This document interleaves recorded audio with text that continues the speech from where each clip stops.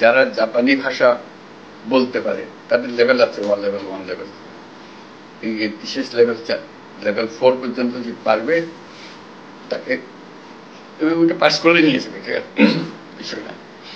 কাজে আমি বললাম তাহলে আমরা বসে আছি কারণ তাকে জাপানি ভাষা শিক্ষক আর চলে যাচ্ছে সেখানে, তারা বলতেছি নিয়ে যাবে।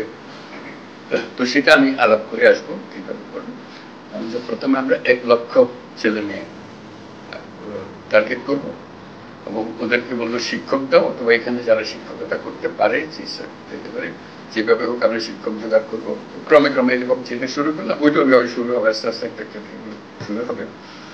একবার শুরু হলে প্রতিটা থামবে না, যত দিতে পারেন আমরা দিতে থাকবো। আপনাদের সংখ্যা আমি 1 লক্ষ দিয়ে শুরু করতে চাচ্ছি, 1 লক্ষ টার্গেট করে 1 লক্ষ তো রাতারাতি হবে না, আমরা শুরু করবো হয়তো 200-500 দিয়ে শুরু করবো, আস্তে আস্তে আর 1000 হবে, লাখ হবে, ইত্যাদি ইত্যাদি।